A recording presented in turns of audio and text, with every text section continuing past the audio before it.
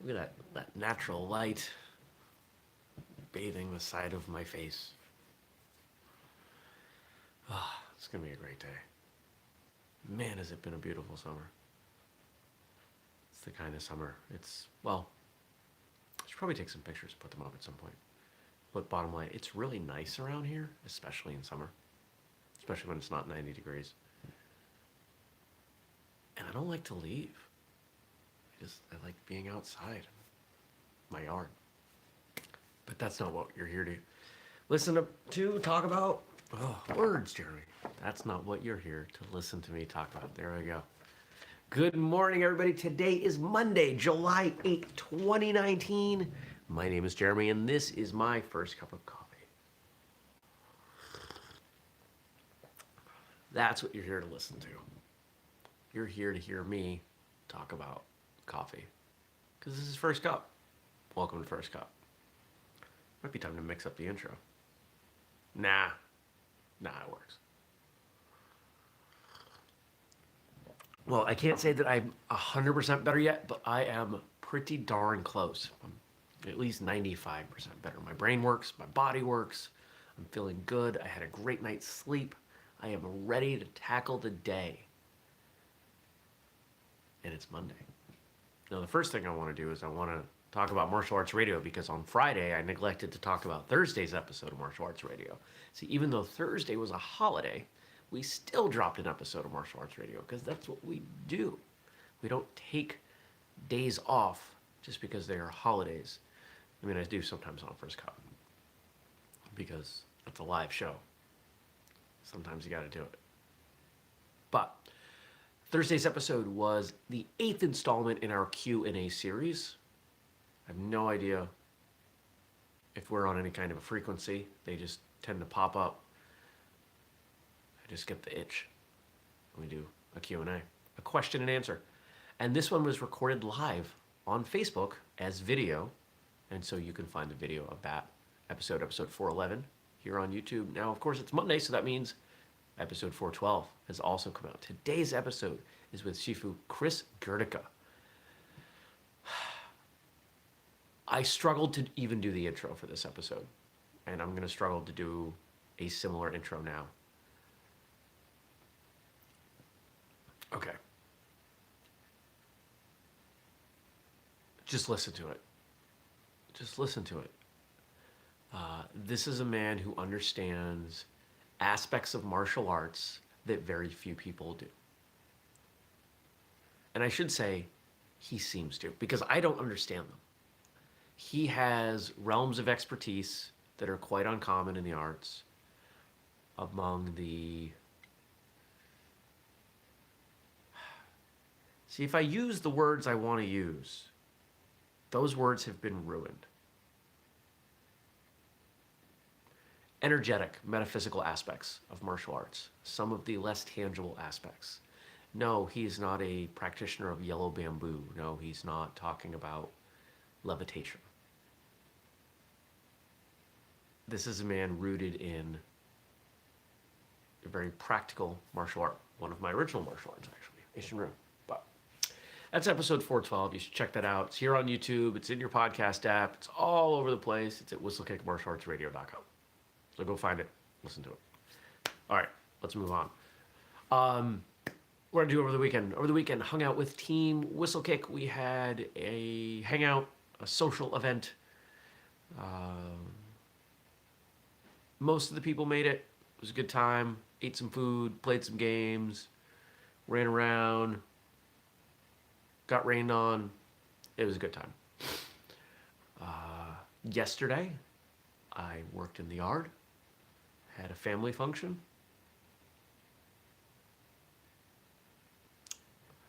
I had my first day back to the gym in a week. I took it easy. Very easy. But it was just nice to move.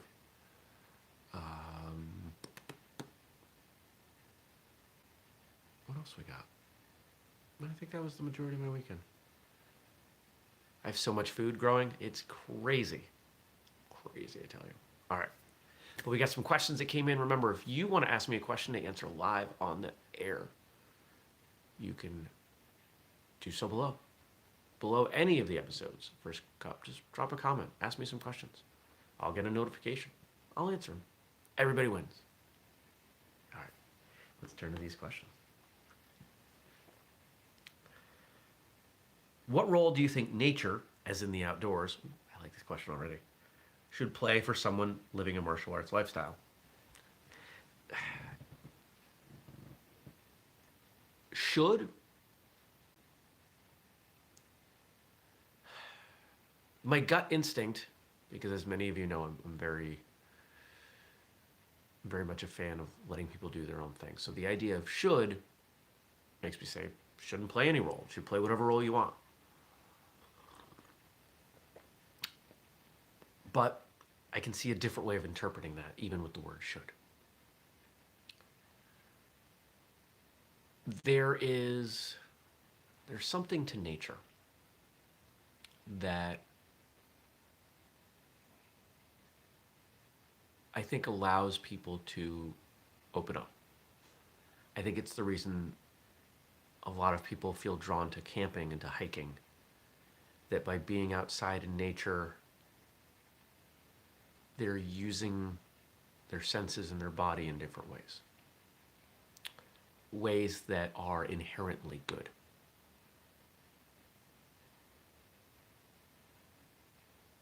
For a lot of us, I'm not included in this group, but I'm a person. Because we live in cities, we aren't surrounded by trees, we don't hang out with animals, beyond pets. We don't get to experience as much of that more, let's say, mild sensory input.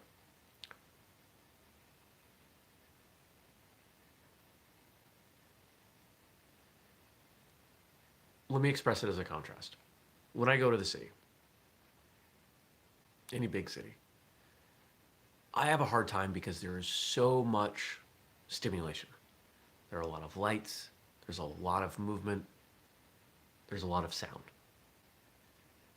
If you get used to that, if that becomes desensitized to you, it can be harder to pick up on more subtle cues. The slight aspects of someone's movement, because you're waiting for something big and dramatic. That's what it takes to register quite often if your baseline is set very high. By spending time in nature and being able to bring your level of observation down to more subtle, less frequent things, you can better understand when a person or a small group of people are moving in those ways as well. I might be able to do a whole episode on this, and I might. Honestly, I've never considered that. So thank you. Great question. Let me sum it up. Get out in nature because it will make you better at self-defense. Such a good coffee. Bam.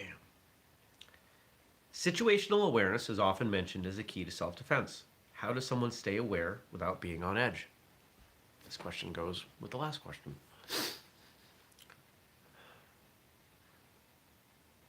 Being on edge is applying judgment, anxiety, fear to what you're observing. I can observe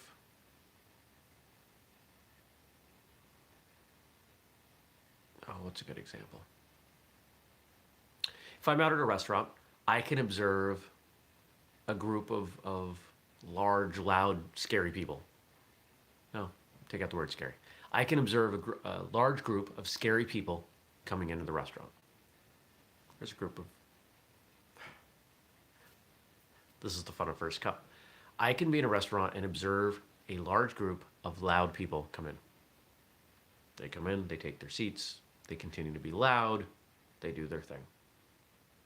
I observe them. I notice that they're there. I notice what they're doing. I can also see that same group and say, if there's a problem today, it's going to be with this group, and I got to keep an eye on them, and I gotta make sure my back's to the wall, and that I'm watching them, and I gotta make sure that I don't take my eyes off of them, but I can't watch them too closely because I don't want them to know I'm watching, right? So at that point, I've started to make a judgment that they are scary, that I feel threatened. And that's where the anxiety comes in. That's where the fear happens.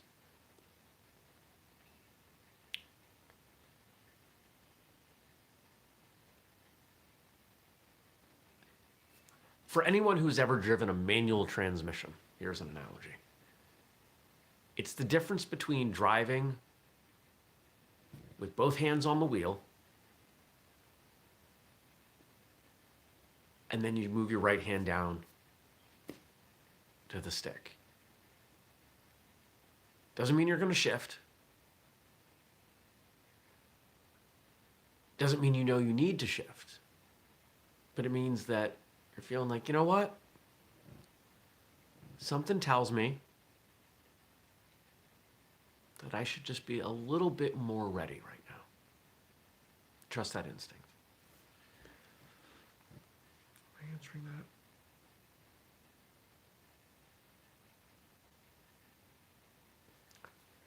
It should be a practice to be as aware of as much as possible.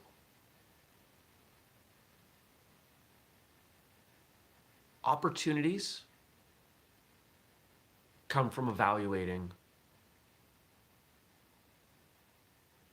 things that are happening. The more things you evaluate, the better you're able to connect the things you evaluate, the more opportunities you have. And that's not just in martial arts, that's in life.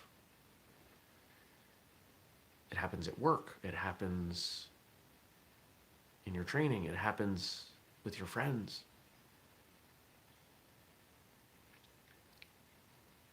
I'm not going to go into the details at all, but there was a situation yesterday where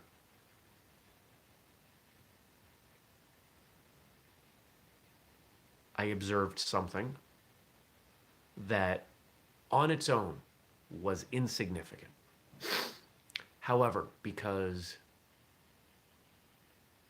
it showed a trend with something else, obviously this is with a person, right? That's why I'm not talking about it. A person that's been in my life on and off. It looked like they had made some progress with something. And it became clear that they had not. I observed, and I was able to connect that event to past events.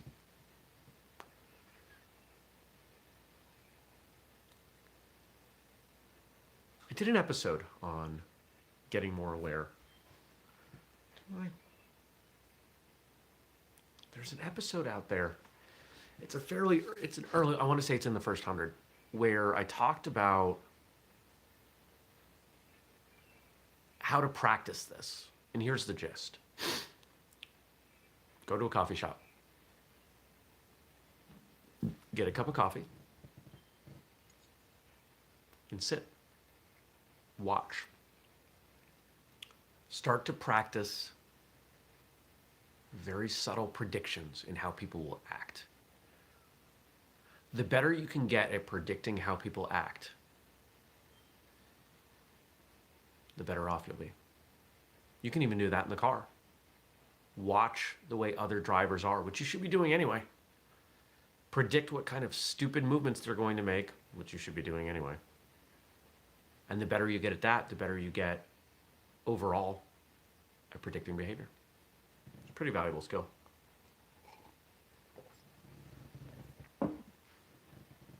All right, next question. Remember, if you want to ask a question, drop it below. Oh, and don't forget, hit the subscribe button if you're new. Talking to you. and turn on notifications so you get notified when we put up something new. What danger signs should people look for when practicing situational awareness in everyday life?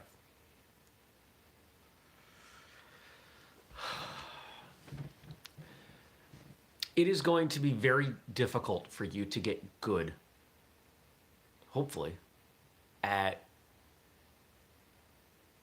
reading the danger signs, the true danger signs, because you're not going to have, I'm going to use the term I use in my head, you're not going to have enough data points.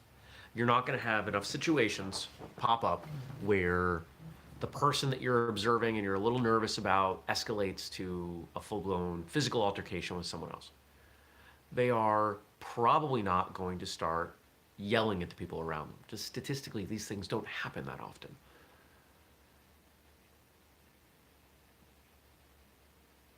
But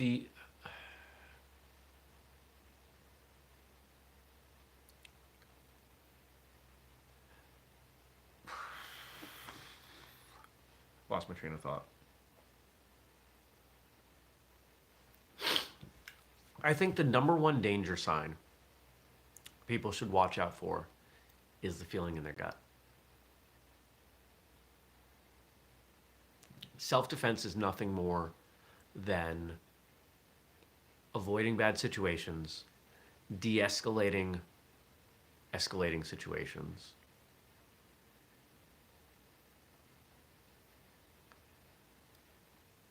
This is actually something I started working on yesterday. Not in response to this, but I had this thought.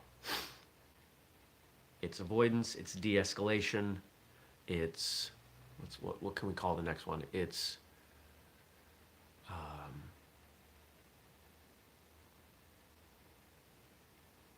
minimally violent physical defense, and it's appropriately violent physical defense. It's probably not just a flowchart. There's probably a loop or something in there. I think of things like computer programs because I'm a nerd.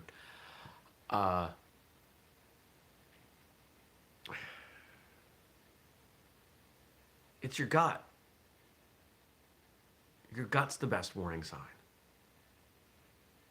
because it's the internal one. And the more time you spend observing things, the more time you spend with your situational awareness, the more you're picking up that is non-verbal, non-physical. Your body does a really good job at internalizing information, at building patterns. And much of it is stuff that you're aware of, but there's also stuff you're not. You ever known a dog who just didn't like someone and then you found out later that person sucked? Maybe the dog very rarely disliked anyone. That stuff happens, it's real. Whether you want to think of it as energetics or that dog picked up on the way that person moved, I don't know. And explaining how and why I don't think is necessarily relevant. It's also far beyond what we have time for, as we're knocking on 19 minutes right now. But just being willing to understand and accept that you have instincts. These instincts are what have allowed human beings to survive. Utilizing those instincts, trusting those instincts. It's important. It's critical, in fact. So to trust those instincts is the best thing that you have for situational awareness. The second best thing, here's a saying of mine, you can be over-prepared or you can be under-prepared. You will never be perfectly prepared for any situation. So I will always choose over-preparedness. Now, if you're watching a situation potentially escalate, that if it goes wrong, could have a strong negative impact on you if you remain in the location, leave. Leave beforehand. Yeah, but what if it doesn't? Then you were over-prepared. So what? Don't be afraid of judgment from others. Don't be afraid. I could do a whole episode on this too. I'd rather people think I was weird and goofy and without a broken nose. I think that's the best way to put it. So, 3 great questions. Thank you so much. I would love to answer more questions. Ask me your questions. Drop them below. Bam. Okay. All right. Don't forget, we do this show every weekday morning, 6:30 a.m. Eastern, right here on YouTube. But you can watch it later at firstcupwithjeremy.com. You can check it out in audio form in the First Cup with Jeremy podcast. And let me give you your homework. So, I think situational awareness is critical. I think this observation, this practice of observation outside of martial arts training is just so important. And I'm going to ask you to do some of it today. I'm going to ask you to find, say, 15 minutes. Find 15 minutes where you can go somewhere and sit. Could be at a restaurant during lunch. Could be while you're having a drink after dinner at a bar or something. Just go somewhere outside your normal routine, somewhere that is not home, somewhere that is not work, somewhere that is not where you train, and watch people. Put yourself in a situation where you can observe a number of people quietly and without interacting with them, and not in a creepy way that's going to get you into a fight. Just observe them. Start to notice what people do, how they do it. And the better you get at this, the more you can predict the actions people will take. And once you start being able to predict how people will act, which you all already know how to do, the better you're going to be at de-escalation and avoidance. It's awesome stuff. Try it out. Let me know what you think. All right. I will see you back here tomorrow. I hope you have an absolutely wonderful day. Take care. Peace.